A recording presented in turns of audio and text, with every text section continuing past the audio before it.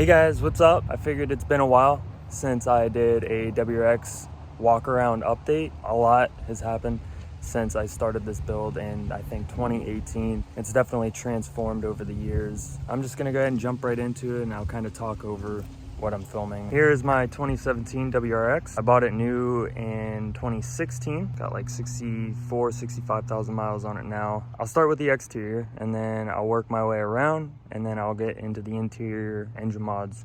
I can link all this stuff that I mentioned in the description of the video.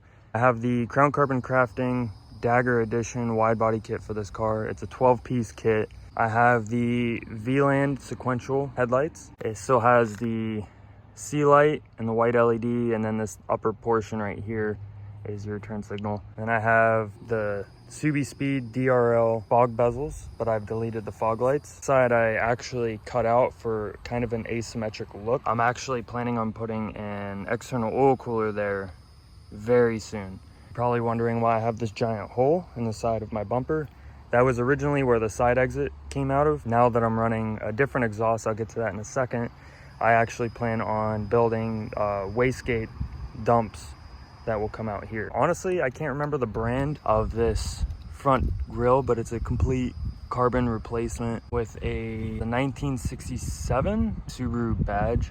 This is actually a genuine OEM badge. I absolutely love it. It was really hard to find. I've been looking for it for a while and I eventually found it on eBay. This lip is actually for a 2015 to 2017 front fascia, but at the time I didn't feel like getting a new lip, re-drilling for that front splitter, so I actually just fit this lip to my 2018 bumper. That's the Hellfire Fabrication front splitter. This is a Seibon carbon hood. These are my Avant Garde wheels. I believe they're the F232s. I have the Battle Aero chassis mount wing with custom made end fins. I actually had to modify the Battle Aero chassis mount wing down at this point so I could fit the VIS Carbon Trunk. For the taillights, they're actually the original OEM taillights, but I did the modified technologies C lights and reverse light. I love how bright the LEDs are and I love the sequential startup. I have the Hellfire Fabrication rear diffuser. It's completely modular. I build them for my company. Obviously, I cut my OEM trunk. I believe those are, it's been so long since I got those visors. I believe the whole thing is OLM. I got the rear window and then obviously the side windows. Actually did a full brake swap from the OEM WRX brakes, obviously, to the STI. These were from a 2018. While I was in there, I did stainless steel braided brake lines all the way around and I did the slotted rotors. I did a whole video on that. I'm pretty sure I did a video on damn near everything I did to this car, but yeah, front and rear all the way around. Now this is the Hellfire Fabrication bastard pipe exhaust. It's a full V-band system. I build it for my company. I'm gonna try not to get too commercial on you, but this is no resonator, no muffler, and I'm even running the Hellfire Fabrication catless J pipe, which is what I'm tuned for. Once I finish the quad tip, I'm probably gonna go to quad tip. I'm running the ETS front mount. So I'll go ahead and do an exploded view and I'll start getting into details with the engine and interior. I'm running the full ETS kit, hot side and cold side. I have the Cobb V1 flex fuel kit, the MeLe design firm battery. I have some, obviously, Perrin and Grimspeed engine pieces. The Cobb Big SF Intake. I have the Cobb air oil separator, which is kind of a pain in the ass to install. I'm running the N2MB WOT Box 2-step, so it's actually different than the Accessport. The Accessport is fuel cut, where this is ignition cut. Down there you can see the Hellfire Fabrication J pipe, stock turbo, stock intake manifold. I'm running the Killer B external wastegate header. Soon I'm going to swap that out for the Hellfire Fabrication external wastegate header. Once I'm done designing that, I'll probably prototype it on my car and then market it from there. While I'm talking about wastegates and headers and everything, so this car is pushing 415 wheel horsepower, 365 wheel torque, stock block, stock trans, stock turbo. I'm running 8-pound wastegate springs in each wastegate, and that's peaking maybe 22 pounds of boost, and that's a full catless setup. I do have a BRZ intake manifold that I actually got a hold of recently.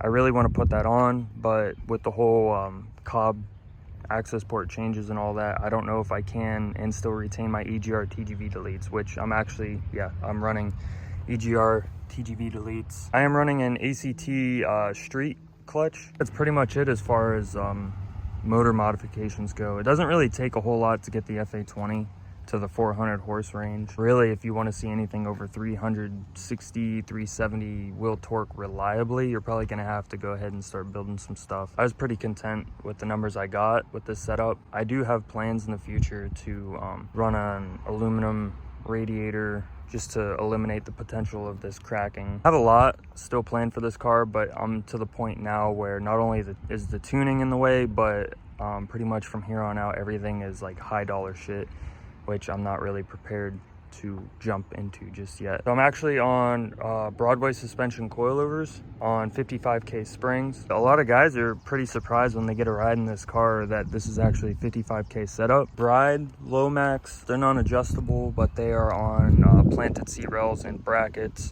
Still stock shifter. Plan on going with some short throw of some sort, probably cartboy, but I haven't gotten there yet. I'm running the Dasaita head unit.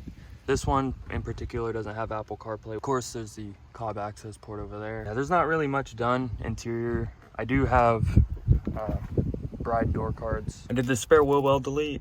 I'll show you what it looks like under the car. Spare wheel well delete, and then I built support bracing to give back some of the structural strength. N2MB rear lower control arms with the Racer X rear upper control arms to help me get the camber adjustment that I need. I'm also running the Voodoo toe arms. Surprisingly for the front, I'm actually stock front lower control arm, stock tie rods. These are the Broadway top hats that offer you a little bit extra adjustment for camber. I am running negative 9.8 camber all the way around, so it's completely matching. It still grips up, no problems. The roof wrap, I went with premium auto styling. They have pre-cut out sections with the exact amount of material that you need. And that's been on the car probably since 2017, 2018. That was one of the first mods I did. And this car has been on BC coils when I first bought it, and then it went to being bagged on airlift. Yeah, I guess that's about it. I hope you enjoyed this walk around. It's kind of simple, straightforward. Anyways, guys, that's about it. I'm gonna wrap up the video here. If you have any questions or whatever, just drop them in the comments, or you can reach out to me on Instagram, 0.thickWRX. And I'll get back to you with whatever questions you have. I will put like a parts list, I guess, in the bio. That way you can source all the shit out on your own. If there's something on my car that you like and you want to add to your build, then by all means. But yep, that's it. That's my 2017 base model WRX.